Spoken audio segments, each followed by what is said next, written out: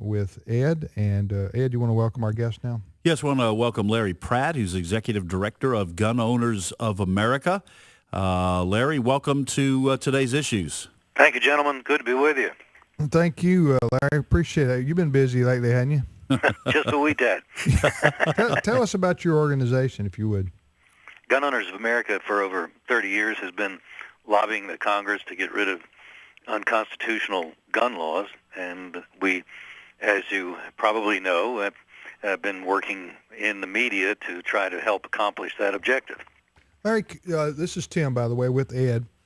I want to ask you, this has been brought on, at least the profile has been elevated greatly since the Sandy Hook tragedy that took place, a couple of months ago now in Connecticut. Had the gun laws that some of these politicians, namely Joe Biden and Barack Obama, Vice President, President, respectively, and Dianne Feinstein, the senator from California, the gun laws that these folks are talking about imposing, it may not be a law, it may be executive order they try to do it through. Would that have stopped what happened at Sandy Hook Elementary School?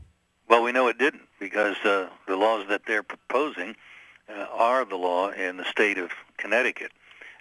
So once again, underscoring the problem that solving crime by going after good guys, which is what gun control laws do. They don't affect the behavior of criminals. It just is not effective public policy. And so we need to be moving in another direction. For 20 years, we've been seeing the great failure of one particular kind of gun control, which is to say, we'll solve our crime problem by declaring schools or whatever other places as well to be gun-free zones. Well, not only has that not worked, it's turned out to be a kind of magnet for criminals. That's where they go to rack up their big body counts. Somebody that's not just interested in stealing the payroll or the cash register, but wants to kill a lot of people, is going to go to where it's going to be the easiest to do so before somebody else with a gun finally gets on the scene. And our proposal has been for a long time, we've got to make it so that the good guy with a gun is likely to be at the scene of the crime among the potential victims, so that we don't have to wait 20 minutes as they did at Newtown, but there can be an immediate response, which almost always is the end of that kind of horror story. Once one of these dirtbags realizes that the police are coming, they tend to almost always commit suicide and end the problem. And if they don't, maybe we can help them commit suicide, if you will. Suicide by cop, suicide by armed principal, suicide by armed teacher. That simply has to be our public policy, and we have to change laws in order to do that. Well, Larry, when you say that these kinds of laws, like the ones that exist in Connecticut, the ones that are being pushed now, they do not stop gun crime or these kinds of massacres. You understand that. Tim understands that. I understand that. Many of our listeners and those watching online, they understand that. So I have a hard time believing that Democrats, for example, who are pushing, like Dianne Feinstein, I have a hard time believing she doesn't understand that. She must understand that that's true. So what is their rationale for continuing to push something that they know good and well is not going to solve the problem they're holding up to begin with? Well, we're talking about folks that believe that government should be making decisions, virtually all decisions, for people in a society. They have a very different view of men and government from that of the founders, and I think still a majority of the American people, where the traditional view has been that government is to be limited because government can be very dangerous, and you don't want too much government because you have too much risk that it might become too dangerous. Dianne Feinstein doesn't have that fear because she looks at herself as being the one in control of the government, so what's to worry? Well, the very fact that she sees herself as the big cheese gives me plenty to worry about. Yeah.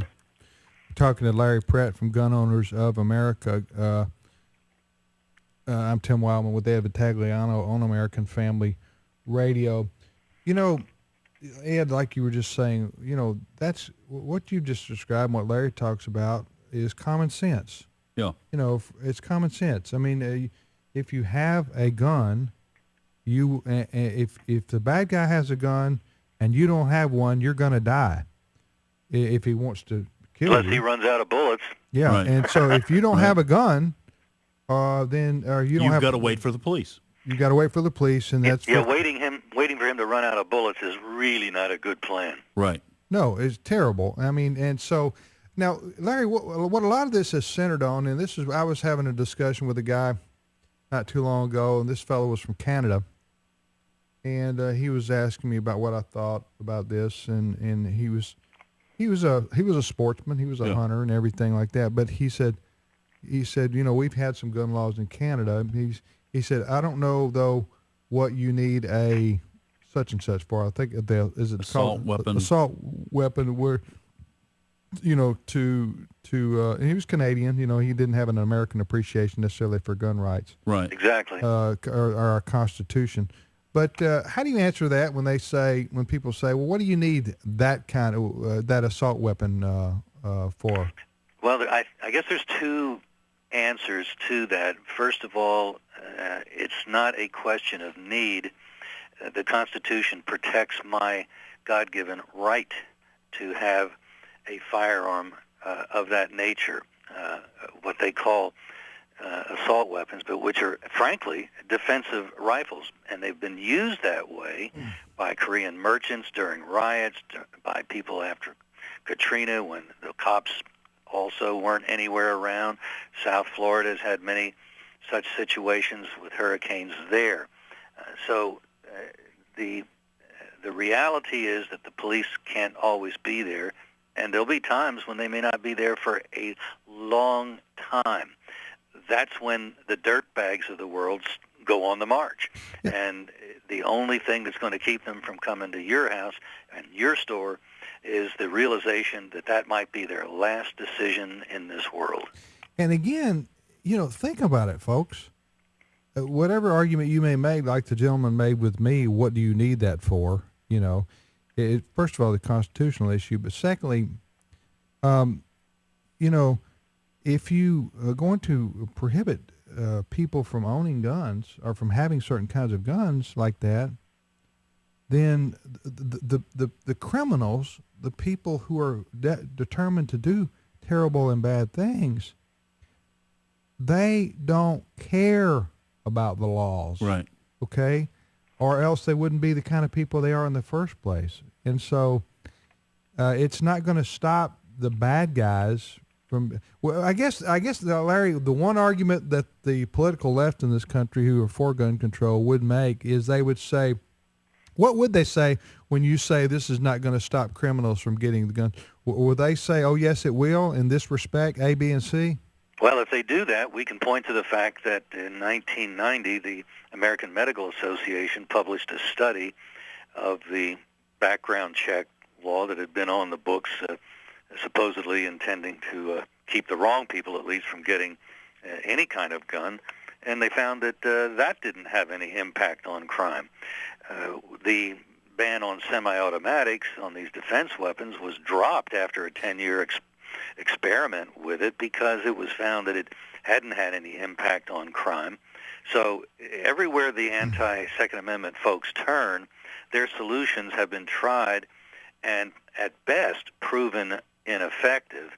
And at worst, you have results such as they've had in our large cities where gun laws are very much targeted against civilians, against the good guys, don't affect criminals, and it just makes it safer for criminals to go about their business. You give them a safe working environment, which I don't think ought to be the objective of rational public policy. Yeah. Larry, a lot of people who are arguing in favor of gun control, they say they will admit that people have a right to own the guns that they can use for hunting and self-protection. But what seems to be lost, and maybe this is just a sign of the fact that most Americans just don't understand our history, our founding, our Constitution. But the Bill of Rights, the first 10 amendments, were created for one purpose, and that is to protect states and protect the people in those states from the federal government that was being established by our Constitution, to protect against that federal government from getting too strong and taking rights away from people. So the Second Amendment was not created to preserve hunting rights or even the rights for self-protection. Along with the other 9 amendments in the Bill of Rights, it was created to say, look, if you sign on to this Constitution and we create a strong central federal government, here is the protection we can offer you in those states. And the Second Amendment falls into that. And I think we fall into a trap when we say, yeah, we ought to protect guns for hunting and self-protection based on the Second Amendment, because that's not what the Second Amendment was created to do. Right. I think firearms are protected for hunting and other recreational purposes, but I think that's among the non-enumerated rights that are in the Ninth Amendment. The Second Amendment deals with, as you were saying, keeping the government at bay, making sure that the people have an effective means of dealing with a government that begins to drift in a tyrannical direction. And as long as we have that clear, then we just lay aside any time there's, well, we're not talking about your right to hunt. Well, thank you very much. We are. I thought we were talking about the Second Amendment, so good. I'm glad we're in agreement. We're not talking about hunting. Right. You're talking to Larry Pratt from Gun Owners of America. You can go to their website, gunowners.org, gunowners.org. You know, it's really easy to be for gun control when you're living in the White House. Yeah. You know, yes, isn't it? Yeah. You got Secret Service everywhere. You know, don't you love it when people like Mayor Bloomberg tell us that we don't need guns, and he tells us from behind the protection of anywhere around, say, a half a dozen armed of New York City's finest when he travels. So he also has that kind of protection.